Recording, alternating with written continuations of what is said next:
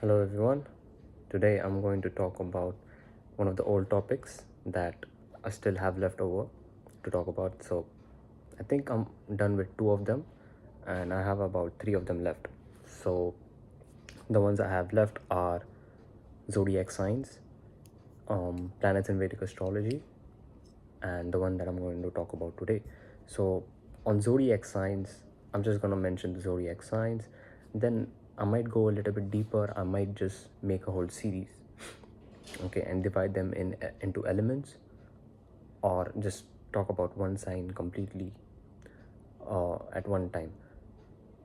And I will talk about the planets in Vedic astrology, only to mention the planets, tell you something about what planets are, why we call planets um, them as planets, or consider even sun and moon as planets, which I've talked about before, but this time a little bit more in detail, and just gonna tell you why there are only a certain amount of planets that we use in Vedic astrology that in Western astrology is different, and why that difference, you know.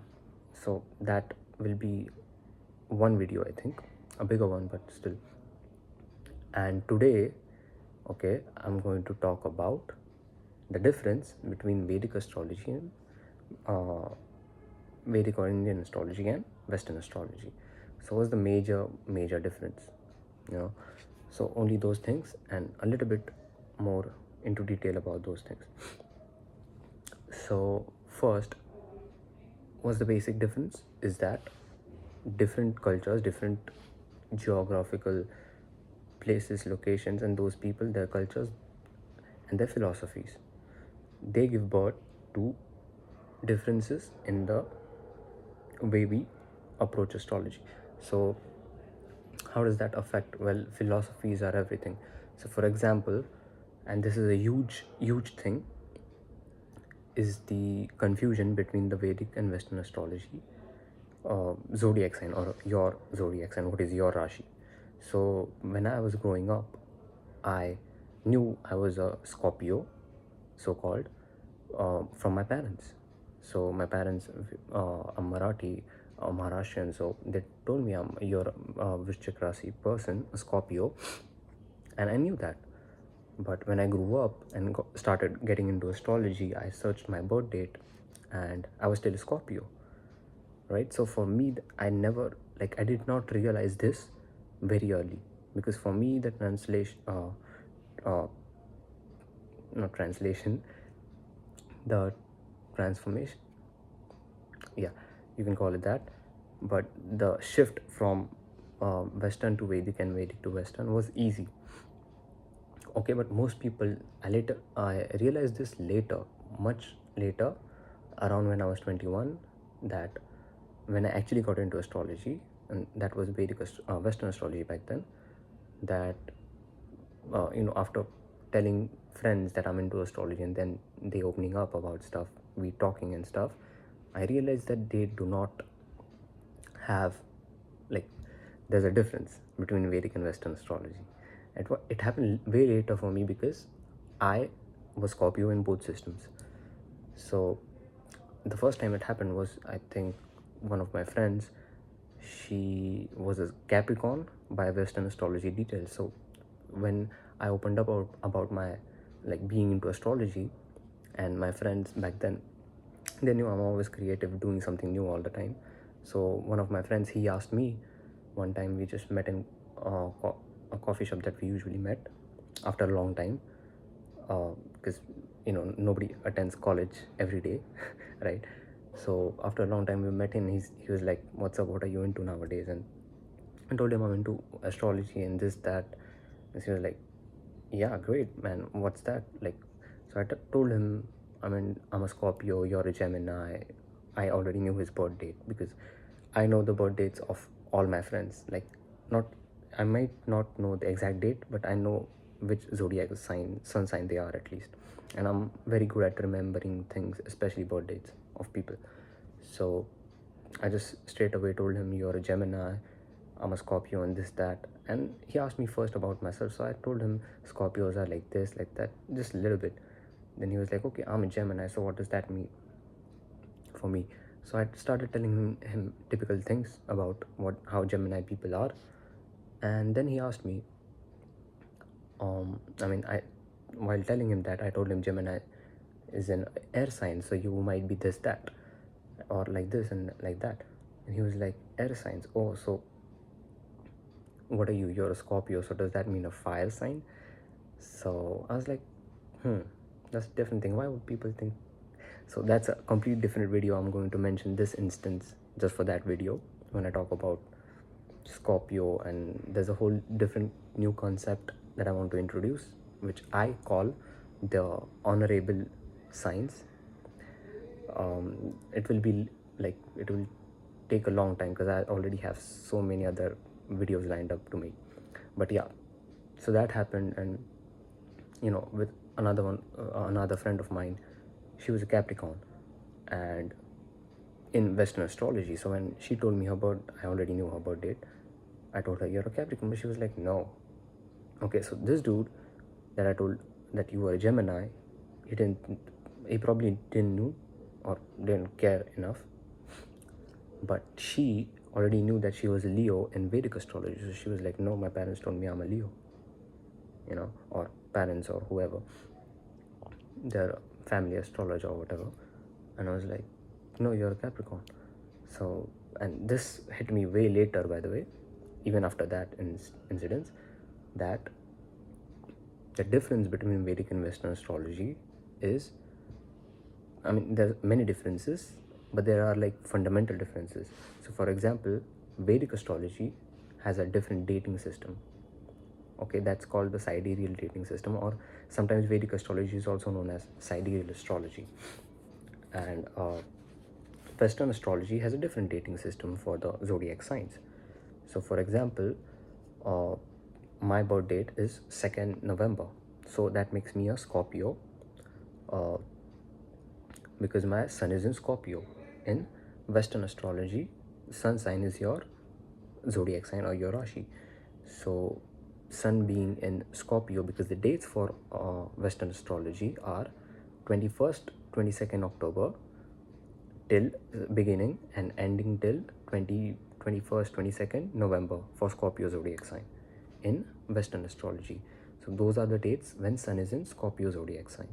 So since I was born on 2nd November, I'm a Scorpio based on Vedic Western astrology. But in Vedic astrology, the dates are different. The dates for Scorpio zodiac sign are, think about like 15th November till 15th December. So technically, what that does is, my sun is still in Libra because I'm 2nd November born. So that does not make me a Scorpio sun in Western Vedic astrology. But the thing about Vedic astrology is that your Rashi or your birth sign is not told by the sun. It's not your sun sign that is your Rashi in Vedic astrology. It's your moon sign. And my moon already being in Scorpio too, and it was also even in my Vedic astrology chart, it's Scorpio, so I'm Scorpio in both, right? But this does not happen with everyone. I realized that after when I started talking to people.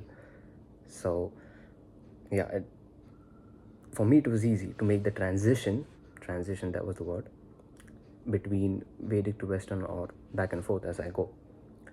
But then I realized that this is what happens, and people get confused. And this is one of the biggest barrier, especially in Indian, like people our age, Indian population our age, because they have influences from concerning astrology from both Western influences or whatever, and their own parents in Vedic, because India already has well developed Jyotish or astrology in our culture.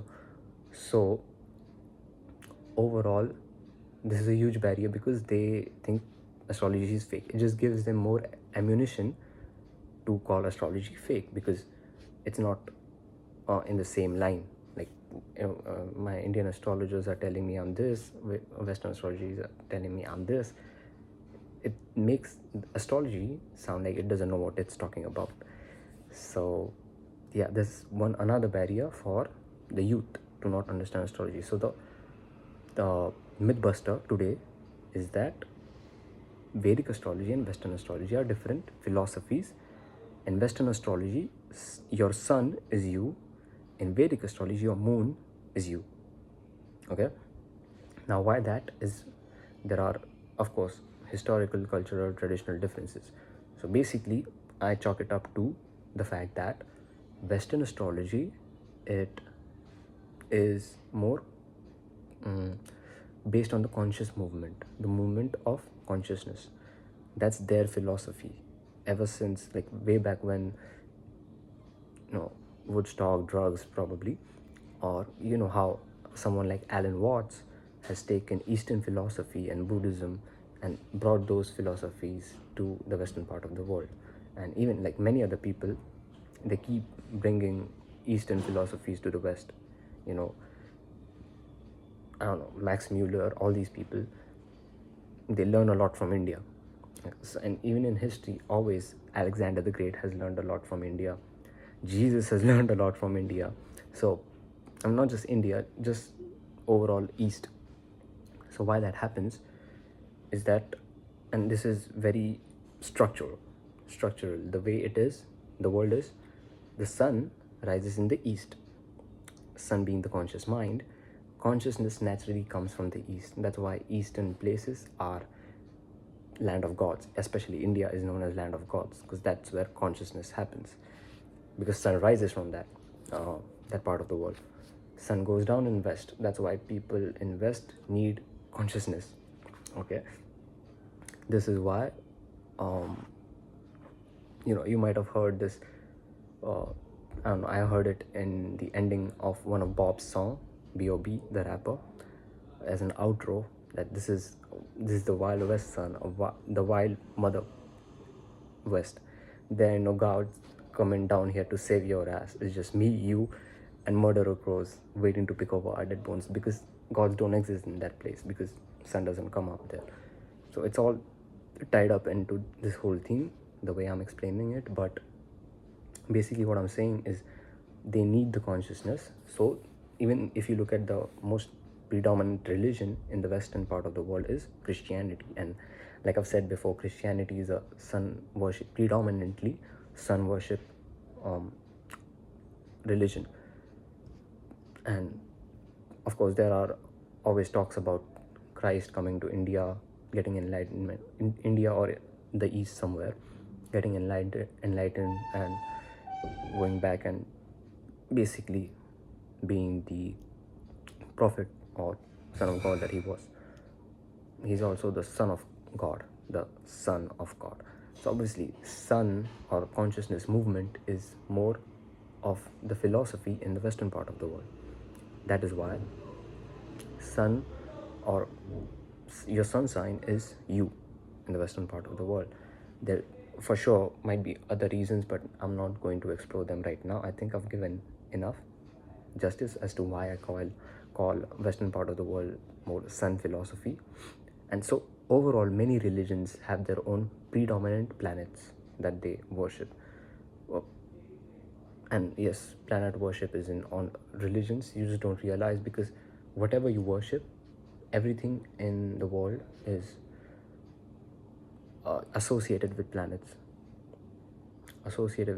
Comes from planets. Everything is divided into elements, types of elements, states, planets overall. I'll explore this or talk about these things as I go further. I want to talk about a lot of stuff like elements, planets, and diet and medical history and stuff like that. But for now, we'll stick to the topic. So that's the Western philosophy. In Eastern philosophy, or mostly in Indian or Vedic astrology, we understand the power of the subconscious mind. So the conscious mind is the sun, the subconscious mind is the moon. So when we understand the power of the subconscious mind, because India is already the land of gods, also the land of enlightened people and yogis, right?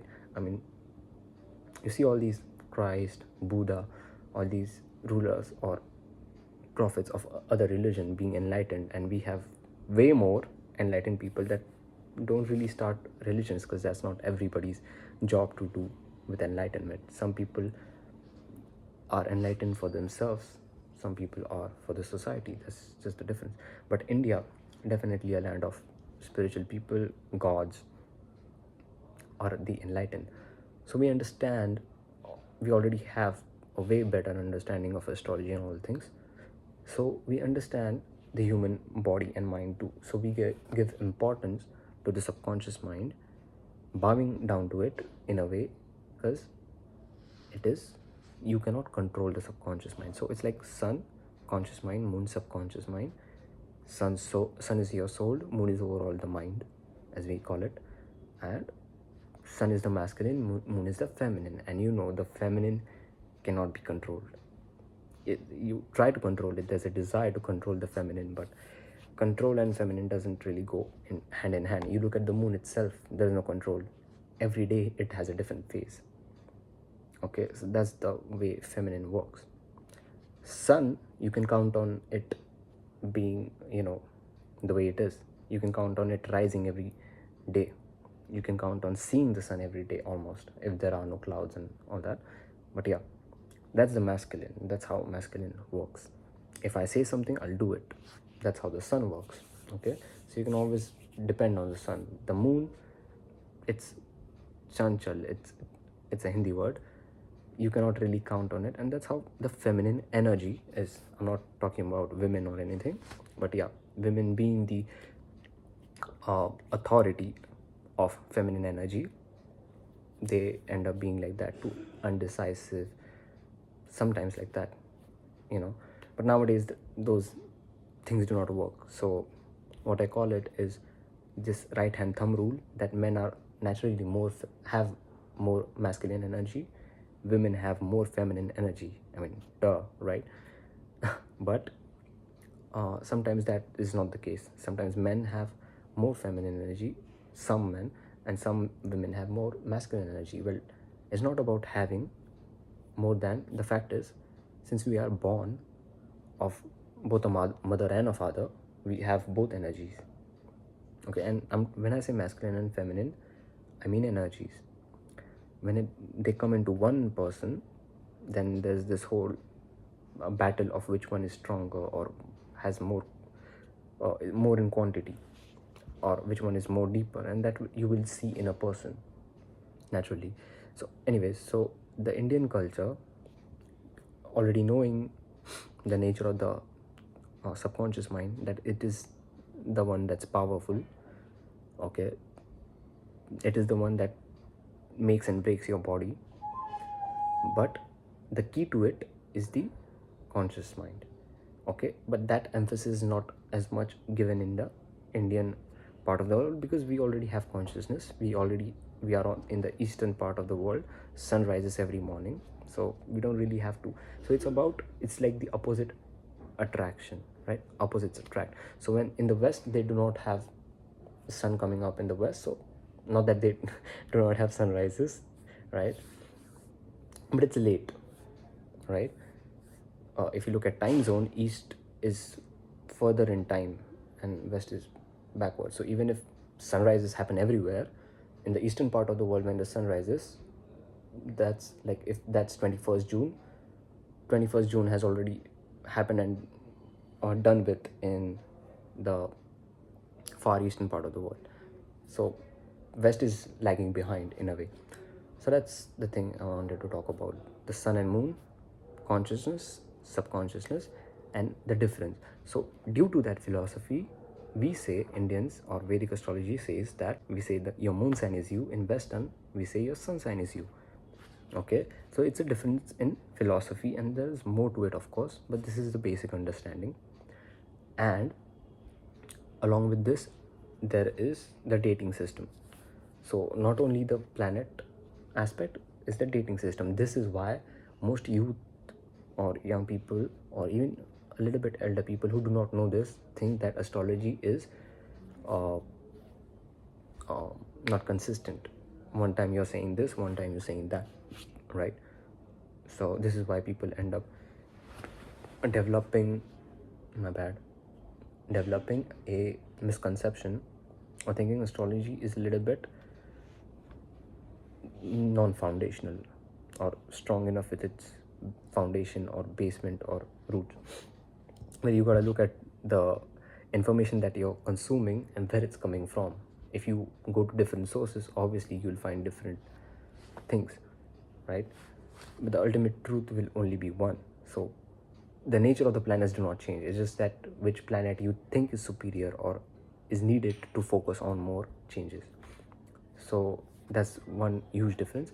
So it's just a philosophy. So it's like if tomorrow I come up with my own philosophy, right, and I become my own like prophet, and I have a following like Buddha or Christ or anyone, I can say that, you know, all these planets are not that important. Saturn is important, right? Because Saturn is your karma karaka and kala karaka.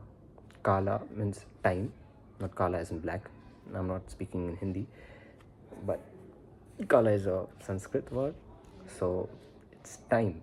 So Saturn controls, makes or breaks time, because karaka means making or breaking, just the doer of everything. So the doer of time is Saturn. The doer or controlling karma, as we know it, is also Saturn.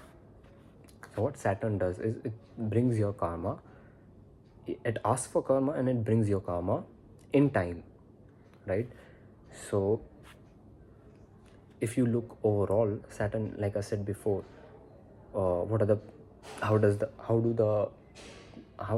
Vedic astrology or astrology affect a human body? I've told this before. In Vedic astrology we have 7 planets. 7 planets are like these 7 chakras, and Saturn, Sahasrara chakra, is the highest one, known as the crown chakra. So, you know, why not give importance to Saturn? Why give importance to Sun, which is the heart, and Moon, which is the Muladhara chakra, the lowest one?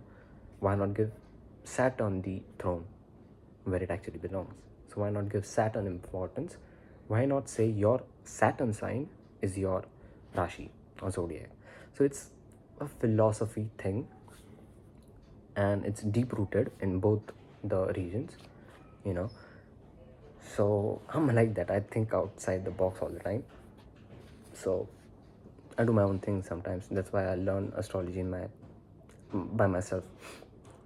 So, and of course, I always drive knowledge and inspiration from everywhere, any medium I can find. So that's one whole thing I wanted to talk about today, was the difference of Vedic and Western astrology. Is the timing, the dates, the dating system is different. Like I said, 15 to 15 and 21 to 21, something like that. That's Western. This is Vedic, and this one falls back a little bit. So 2nd November makes me Scorpio in Western sun sign, but it keeps me a Sun Libra in Vedic astrology, right? So because the Vedic sidereal dates are a little bit later. Okay, so that's one thing. And the other one is the planet that we're looking for to figure out your Rashi or your zodiac. That is also different.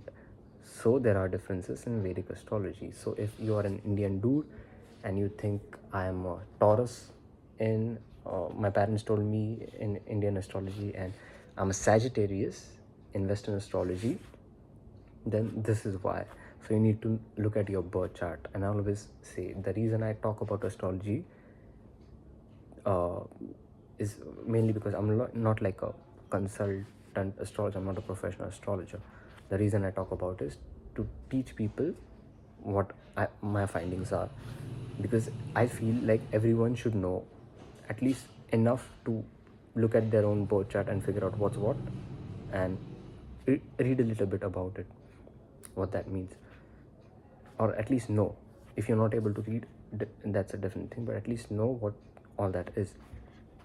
Okay, not completely be alien to that.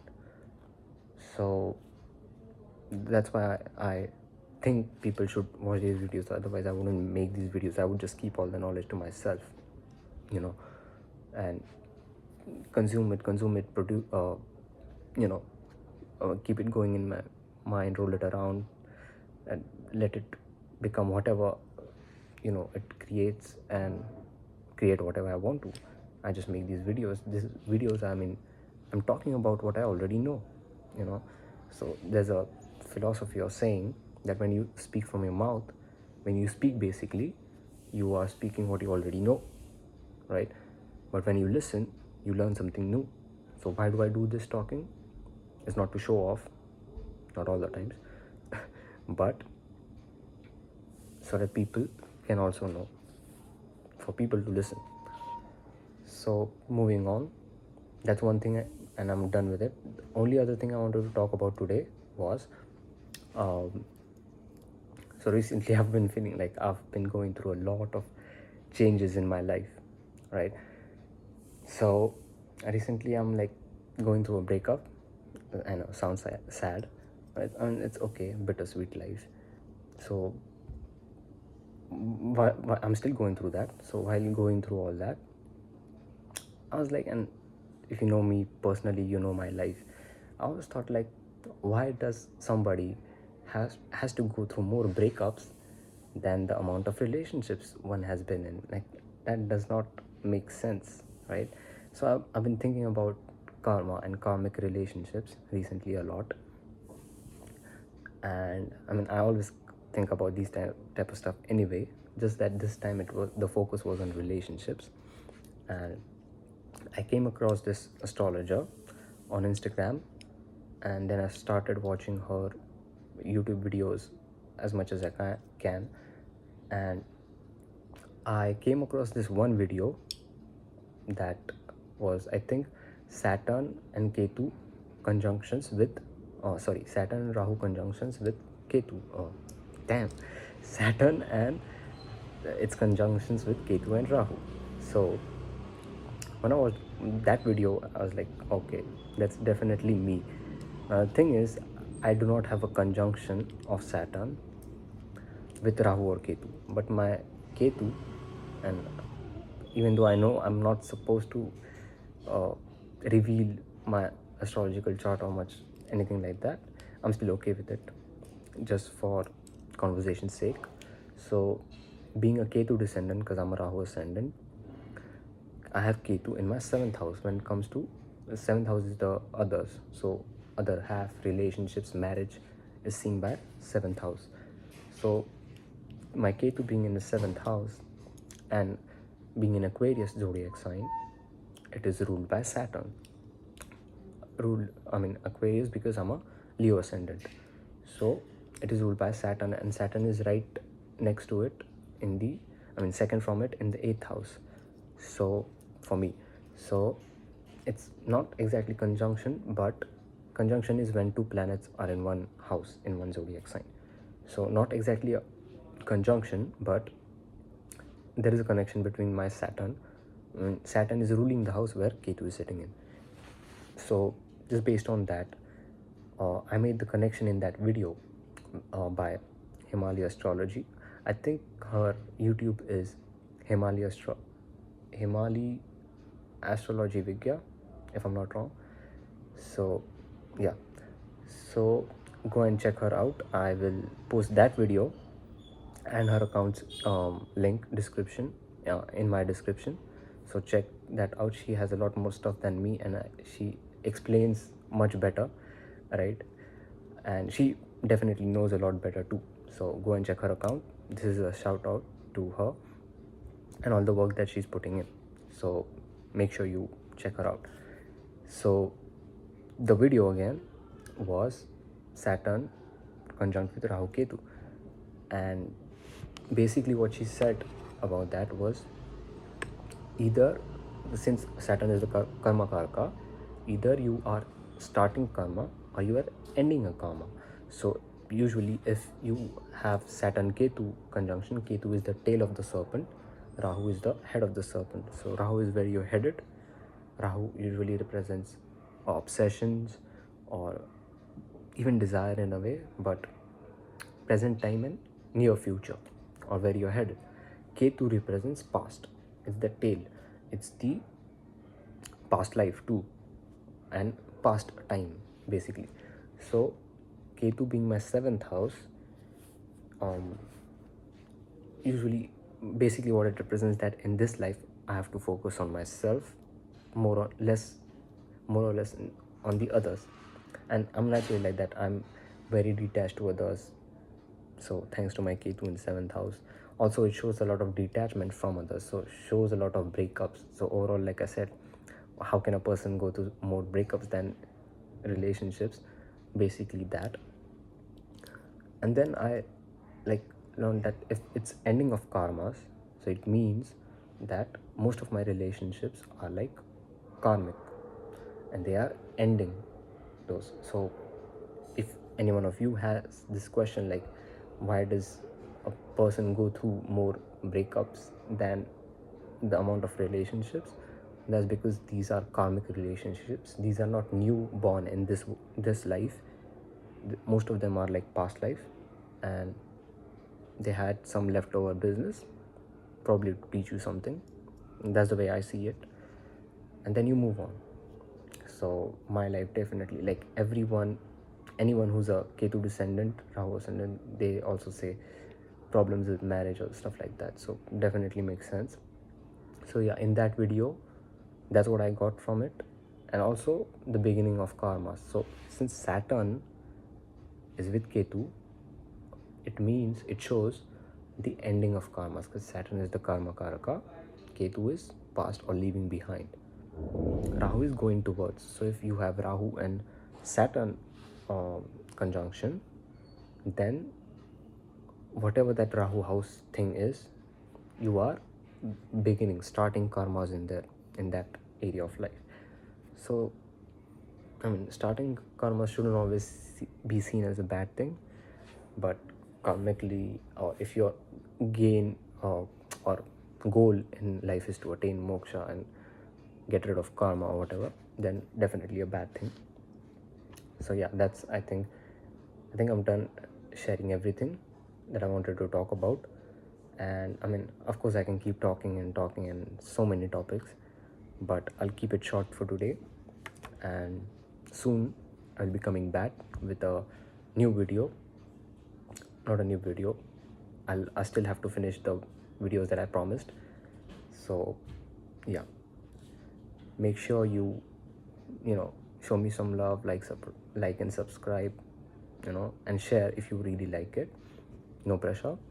And make sure you check the shout out, the video in description, so you know what Saturn and Ketu is, and you can learn more from her too. So really thank you. See you next time.